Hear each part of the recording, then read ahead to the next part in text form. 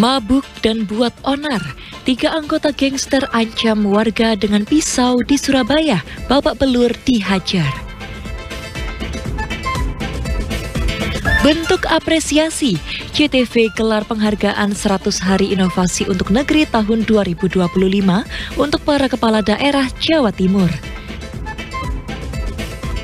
Kopi luwak tanpa luwak, mahasiswa Unhas ciptakan mesin fermentasi biji kopi untuk petani Situbondo.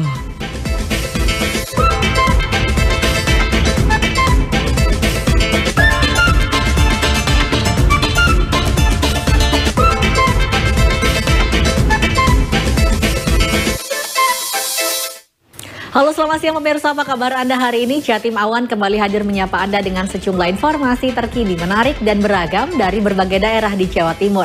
Dan berikut Jatim Awan selengkapnya bersama dengan saya Erina Koto.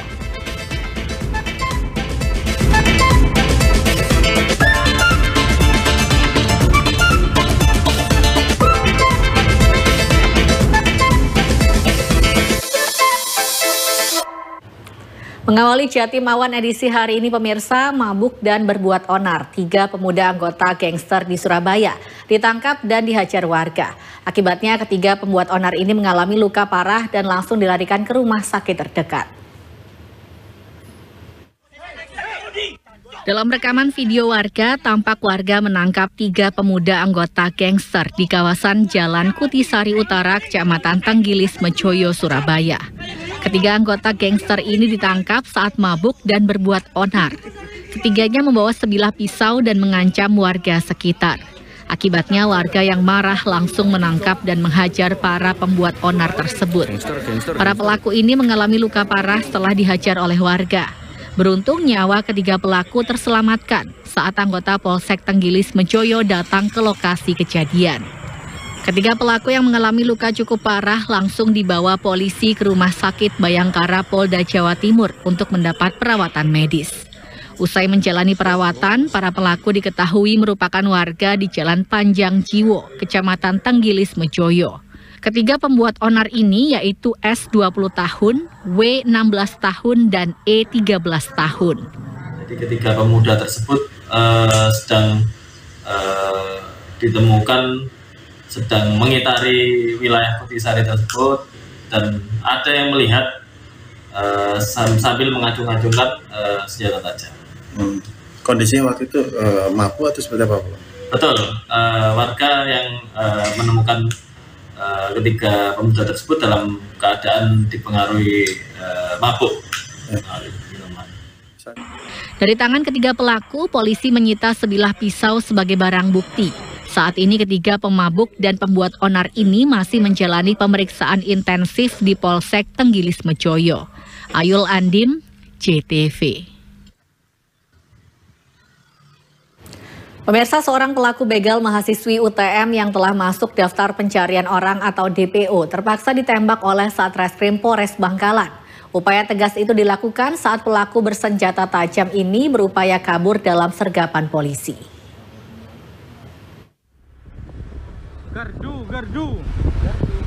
Inilah saat anggota Satreskrim Polres Bangkalan melakukan penangkapan FAW, 22 tahun warga Jadih Bangkalan yang masuk daftar pencarian orang atau DPO, pelaku begal mahasiswi UTM beberapa waktu lalu. Pelaku yang kerap menggunakan senjata tajam jenis celurit ini diringkus polisi di rumahnya. FAW bersama AW yang telah ditahan merupakan joki dalam perampasan sepeda motor korban yang hendak keluar kos menuju rumah rekannya di perumahan Pesona Trunojoyo. Dari hasil penyidikan, pelaku yang telah ditetapkan sebagai tersangka ini telah melakukan aksi kejahatan di 5 lokasi yang berbeda di Bangkalan. Secara rinci, tersangka bersama rekannya telah beraksi di daerah Pelabuhan Timur Kamal, Jembatan Suramadu arah Madura, Suramadu sisi Surabaya, daerah Petaonah Socah, dan daerah Ujung Piring Bangkalan. Tersangka yang hendak kabur dari sergapan ini terpaksa ditembak bagian kaki. Polisi juga menyita sebilah celurit yang digunakan tersangka saat beraksi sebagai barang bukti. Saat itu korban melintas di TKP sekitar jam 8 malam, kemudian dihadang oleh 2 orang pelaku, yang mana pelaku atas nama inisial AW sebelumnya sudah kami tangkap terlebih dahulu. Saat ini kami berhasil melakukan penangkapan terhadap 1 orang pelaku lainnya atas nama inisial FAW umur 22 tahun. Modus operandi pelaku ini dengan cara menodongkan celurit kepada korban, kemudian merampas sepeda motor milik korban. Akibat perbuatannya, tersangka dijerat pasal 365 KUHP tentang tindak pidana pencurian dengan kekerasan dan terancam hukuman maksimal 9 tahun penjara. Muhammad Sahid, JTV.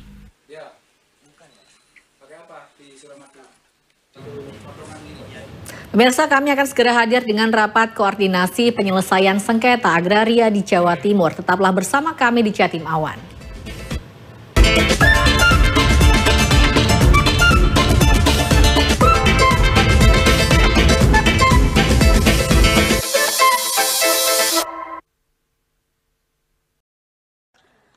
Listrik untuk rakyat PLN sambung listrik 812 masyarakat prasejahtera di Jawa Timur.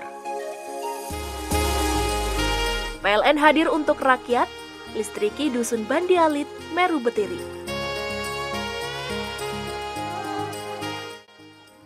Kebun Gizi Wagus, binaan PLN peduli berikan dampak nyata peningkatan ekonomi Srikandi, kelompok tani lokal.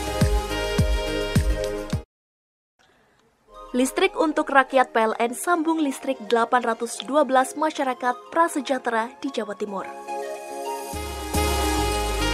PLN hadir untuk rakyat, listriki Dusun Bandi Alit, Meru Betiri. Kebun Gizi Wagus, binaan PLN peduli berikan dampak nyata peningkatan ekonomi Srikandi, kelompok tani lokal. Listrik untuk rakyat PLN sambung listrik 812 masyarakat prasejahtera di Jawa Timur. PLN hadir untuk rakyat, listriki Dusun Bandi Alit, Meru Betiri.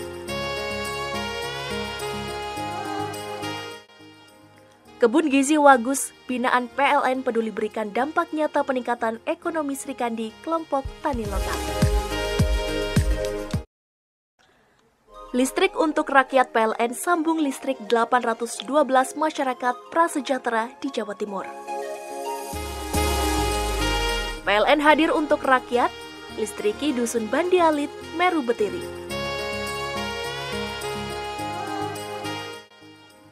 Kebun Gizi Wagus, binaan PLN peduli berikan dampak nyata peningkatan ekonomi Srikandi, kelompok tani lokal. Listrik untuk rakyat PLN sambung listrik 812 masyarakat prasejahtera di Jawa Timur. PLN hadir untuk rakyat, listriki Dusun Bandi Alit, Meru Betiri.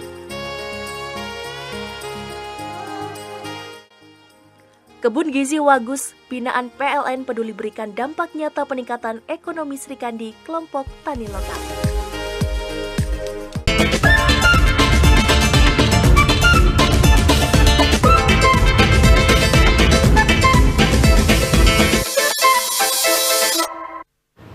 Pemirsa, menyikapi gangguan sistem penerimaan murid baru atau SPMB di Banyuwangi, Wakil Gubernur Jawa Timur Emil Elestianto Dardak memerintahkan Kepala Dinas Pendidikan Jawa Timur untuk menghentikan sistem sementara hingga ada solusi. Wagub memastikan para siswa yang telah diterima sesuai sistem akan tetap masuk dalam daftar terima.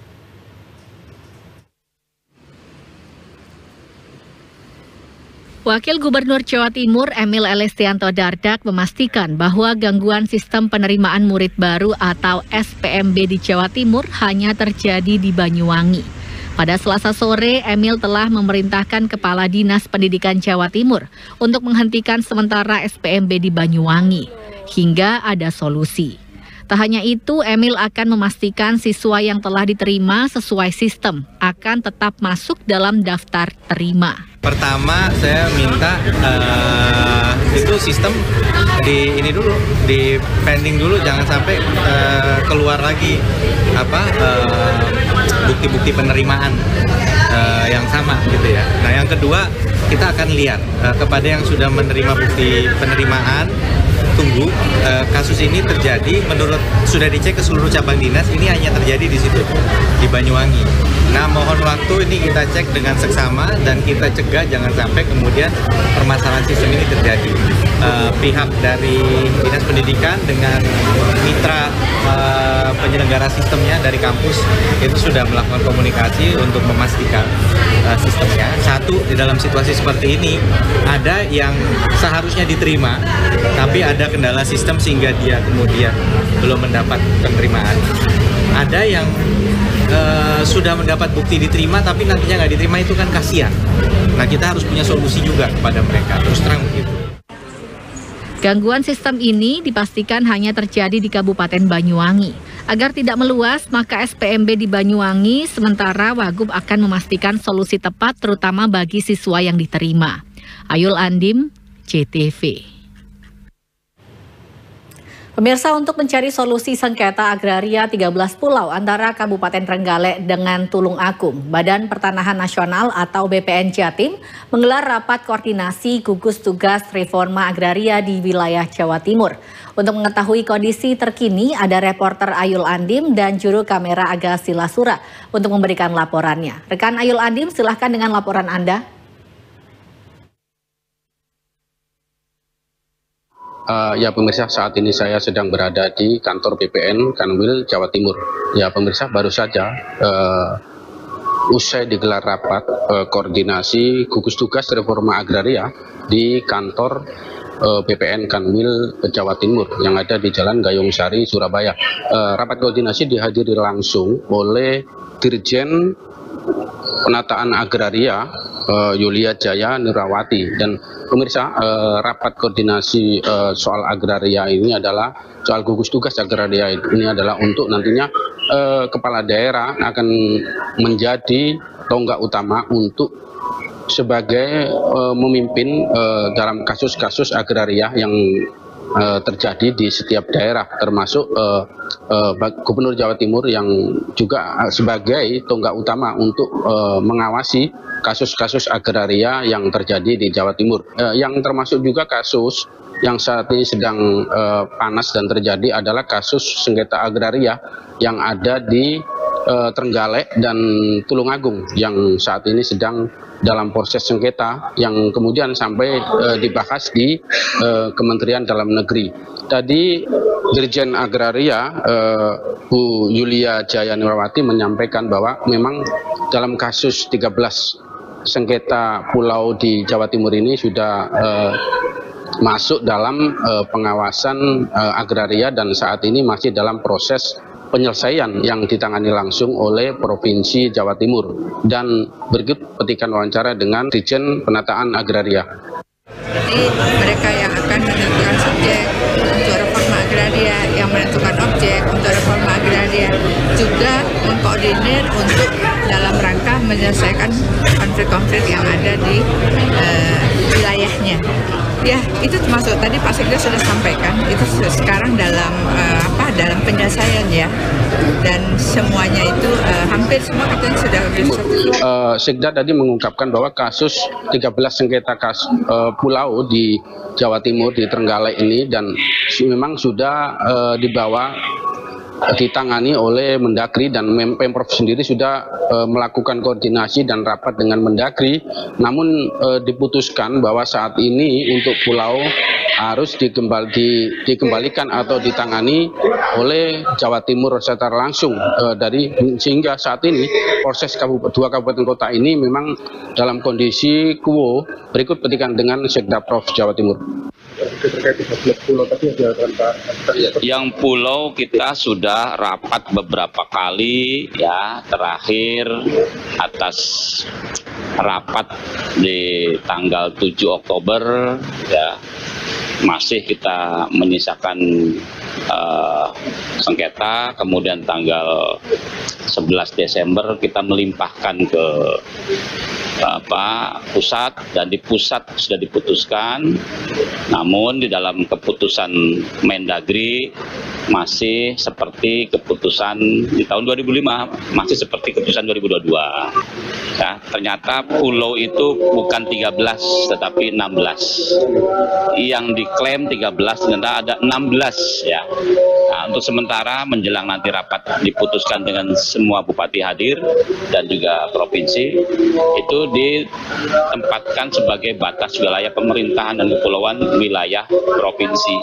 Nanti setelah rapat berikutnya rencana minggu depan itu akan diputuskan kembali untuk diletakkan kembali batas wilayah kabupaten kota. Ya pemirsa, dari keterangan dari Dirjen Penataan Agraria tadi, di Indonesia sendiri ada sekitar 17.000 pulau dan ada 111 pulau kecil yang saat ini sudah 100 pulau kecil ini sudah bersertifikat, dan ada 47 pulau yang masih belum bersertifikat yang kemudian akan dirapatkan dengan Menteri Agraria. Demikian pemirsa yang dapat saya laporkan. Kembali ke studio.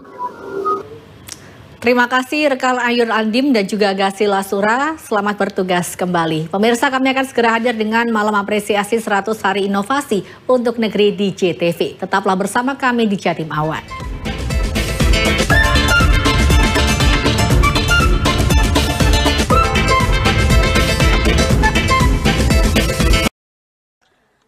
Listrik untuk rakyat PLN sambung listrik 812 masyarakat prasejahtera di Jawa Timur. PLN hadir untuk rakyat, listriki Dusun Bandi Alit, Meru Betiri.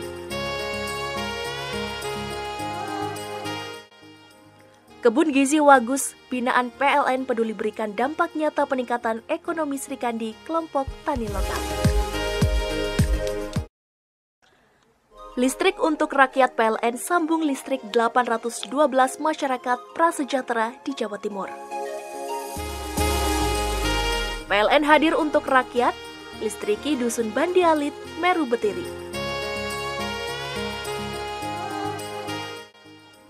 Kebun Gizi Wagus, binaan PLN peduli berikan dampak nyata peningkatan ekonomi Srikandi kelompok tani lokal. Listrik untuk rakyat PLN sambung listrik 812 masyarakat prasejahtera di Jawa Timur. PLN hadir untuk rakyat, listriki Dusun Bandi Alit, Meru Betiri. Kebun Gizi Wagus, binaan PLN peduli berikan dampak nyata peningkatan ekonomi Srikandi kelompok tani lokal. Listrik untuk rakyat PLN sambung listrik 812 masyarakat prasejahtera di Jawa Timur. PLN hadir untuk rakyat, listriki Dusun Bandi Alit, Meru Betiri. Kebun Gizi Wagus, binaan PLN peduli berikan dampak nyata peningkatan ekonomi Srikandi kelompok tani lokal. Listrik untuk rakyat PLN sambung listrik 812 masyarakat prasejahtera di Jawa Timur. PLN hadir untuk rakyat, listriki Dusun Bandi Alit, Meru Betiri.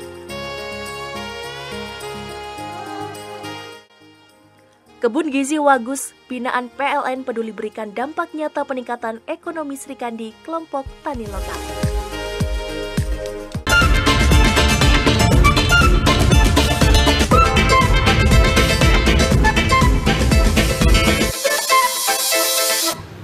Pemirsa, sebagai penghargaan dan memotivasi kepala daerah yang telah bekerja dalam 100 hari masa kerja, Jawa Pos Media Televisi atau CTV menggelar apresiasi 100 hari inovasi untuk negeri 2025. Sebanyak 17 penghargaan diberikan kepada kepala daerah termasuk Gubernur Jawa Timur dan organisasi perangkat daerah di lingkungan Pemprov Jatim.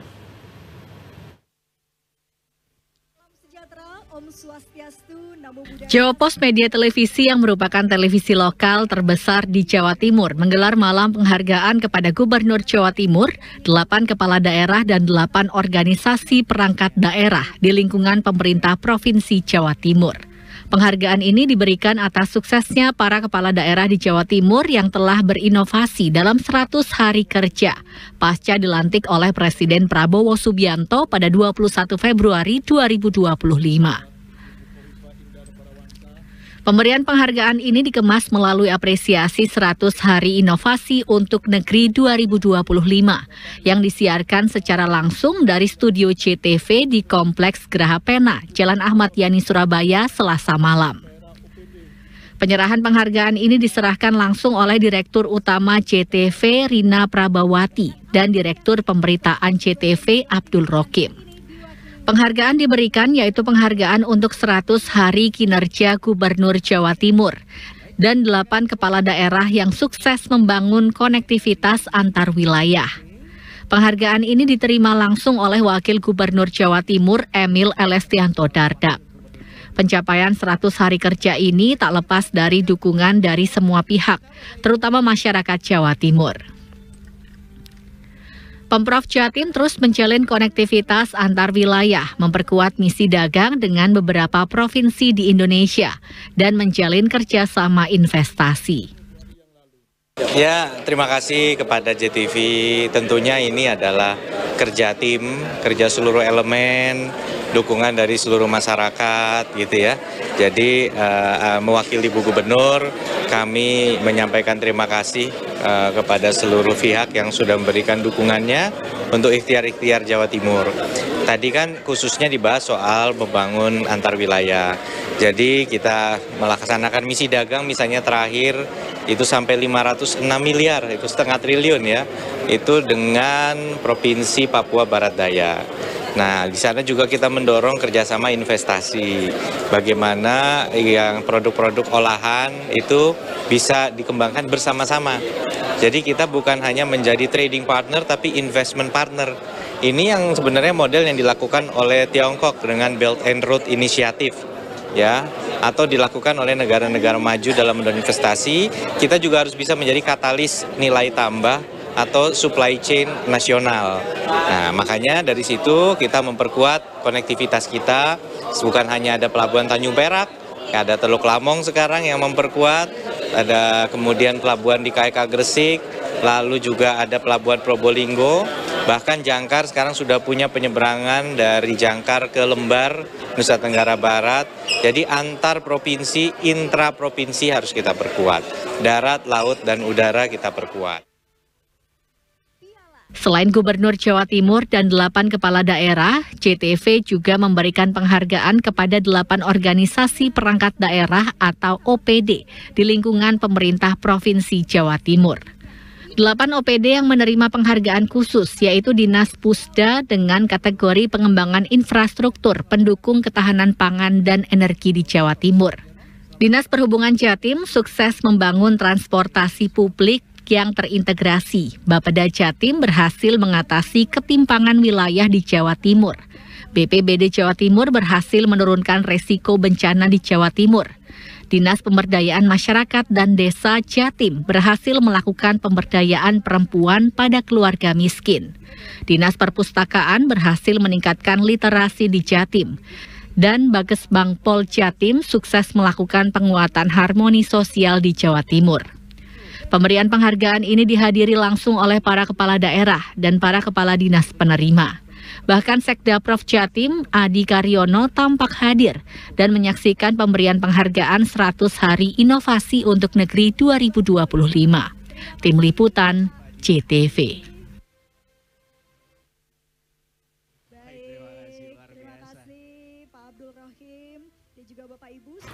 Pemirsa, kami akan segera kembali dengan informasi inovasi mesin fermentasi kopi luwak tanpa luwak di Situbondo. Tetaplah bersama kami di Jatim Awan.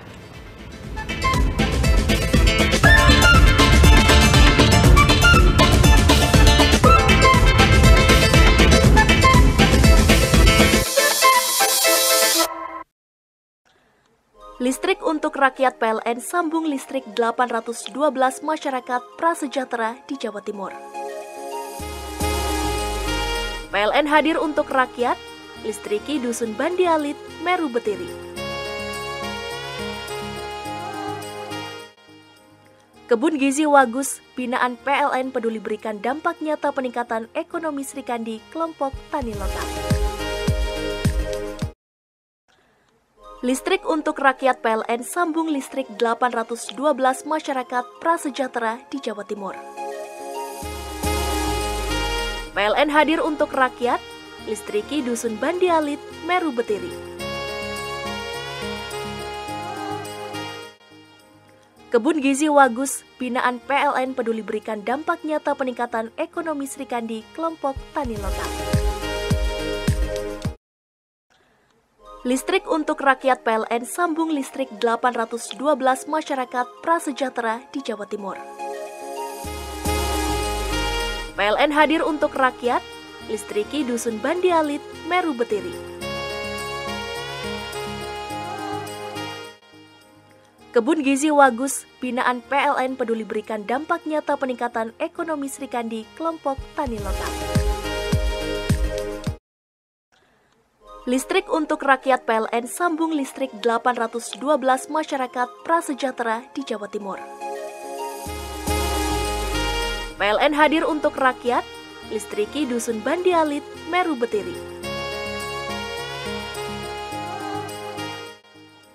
Kebun Gizi Wagus, binaan PLN peduli berikan dampak nyata peningkatan ekonomi Sri Kandi kelompok tani lokal.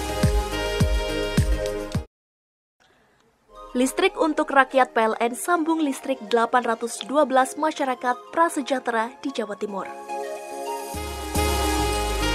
PLN hadir untuk rakyat, listriki Dusun Bandialit, Meru Betiri. Kebun Gizi Wagus, binaan PLN peduli berikan dampak nyata peningkatan ekonomi Sri Kandi kelompok tani lokal.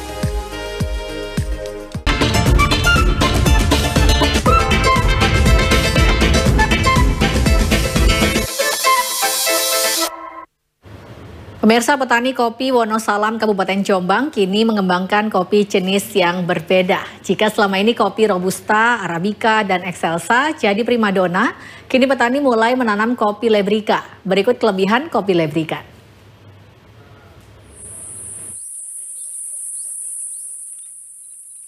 Para petani Wonosalam Kabupaten Jombang merupakan pembudidaya kopi jenis Robusta, Arabica, dan Excelsa.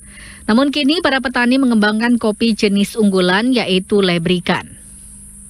Seperti yang dibudidayakan oleh para petani kopi Dusun Sumber Desa Wonosalam, Kecamatan Wonosalam, Kabupaten Jombang ini misalnya.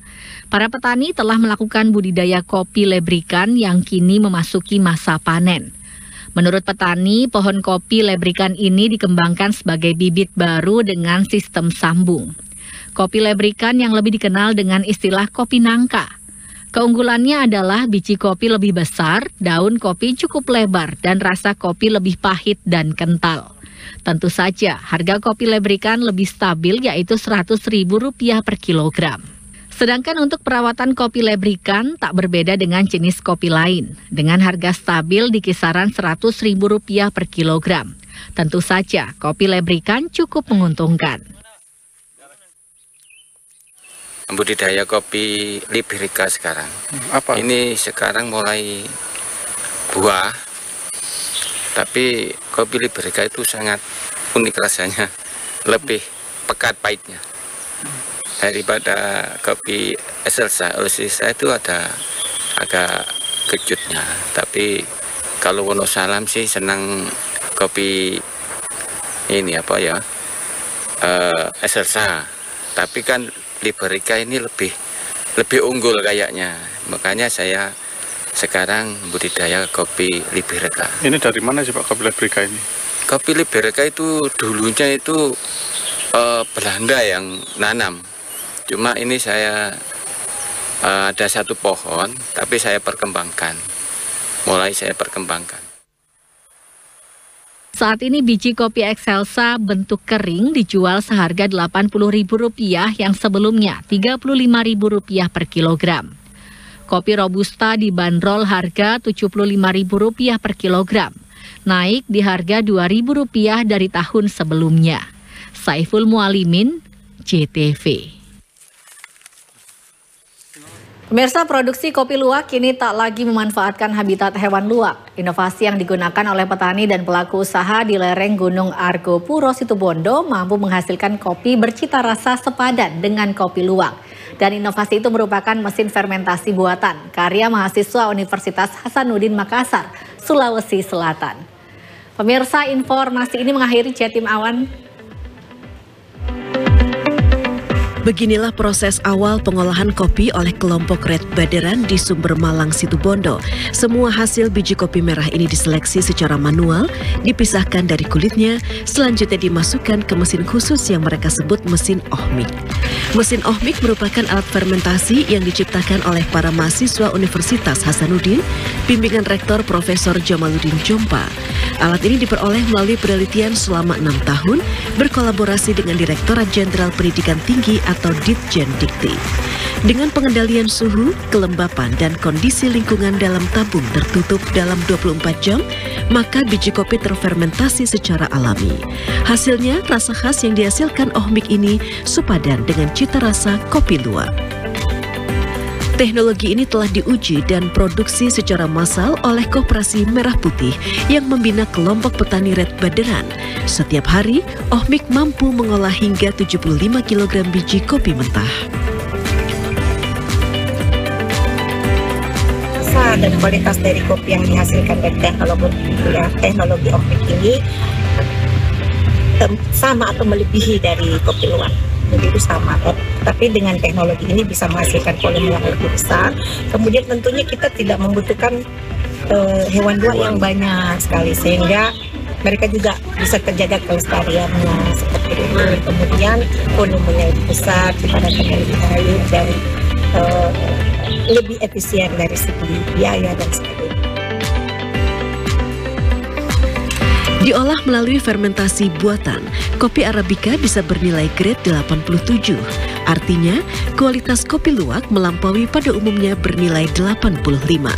Dalam sekali produksi, nilai ekonomisnya setara dengan memelihara 7.500 ekor luwak tanpa eksploitasi hewan yang memunculkan kontroversi terhadap lingkungan. Kan sekarang musim panen, satu hari itu 4 truk atau 32 ton itu keluar dari Kabupaten Situbondo di satu wilayah desa saja, belum di kecamatan lain gitu ya. Artinya kalau kemudian kita sentuh dengan teknologi ini, pasti ada nilai tambah ya yang bisa dirasakan oleh masyarakat petani kopi di sekitaran Kabupaten Situbondo. Nah, berapa nilai tambahnya? Tadi saya diskusi untuk green bean saja, asalkan bisa naik di angka 50.000 per kilogram, itu sudah cukup lah untuk modal untuk HPP lah ya. Itu sudah angka yang moderat ya untuk teknologinya, bahkan untuk masyarakat juga menikmati. Selama ini kopi petani hanya dijual dalam bentuk green bean seharga 50 hingga 70.000 per kilogram. Namun kini pemanfaatan mesin ohmik telah menghasilkan kopi dengan nilai jual lebih tinggi dengan harga Rp175.000 per kilogram. Hal ini membuktikan bahwa tagline Dikti yaitu Kemendikti Santek berdampak. Andi Nurholis, CTV. Pemirsa, informasi tadi mengakhiri Jatim Awan edisi hari ini. Namun jangan kemana-mana dulu karena pemirsa bisa menyimak informasi terbaru dan menarik seputar dunia olahraga di Pojok Arena bersama rekan saya Stefani Melda. Selamat siang Stefani. Selamat siang Erina. Berita apa yang akan disuguhkan di Pojok Arena siang hari ini? Listrik untuk rakyat PLN sambung listrik 812 masyarakat prasejahtera di Jawa Timur. PLN hadir untuk rakyat, listriki Dusun Bandi Alit, Meru Betiri.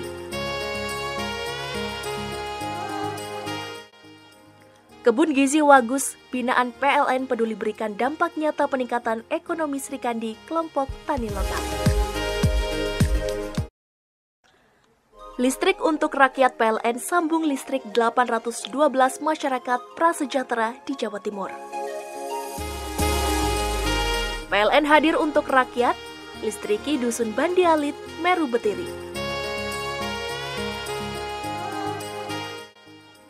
Kebun Gizi Wagus, binaan PLN peduli berikan dampak nyata peningkatan ekonomi Srikandi kelompok tani lokal. Listrik untuk rakyat PLN sambung listrik 812 masyarakat prasejahtera di Jawa Timur. PLN hadir untuk rakyat, listriki Dusun Bandialit, Meru Betiri. Kebun Gizi Wagus, binaan PLN peduli berikan dampak nyata peningkatan ekonomi Srikandi, kelompok tani lokal. Listrik untuk rakyat PLN sambung listrik 812 masyarakat prasejahtera di Jawa Timur. PLN hadir untuk rakyat, listriki Dusun Bandialit, Meru Betiri. Kebun Gizi Wagus, binaan PLN peduli berikan dampak nyata peningkatan ekonomi Srikandi, kelompok tani lokal. Listrik untuk rakyat PLN sambung listrik 812 masyarakat prasejahtera di Jawa Timur. PLN hadir untuk rakyat, listriki Dusun Bandialit, Meru Betiri.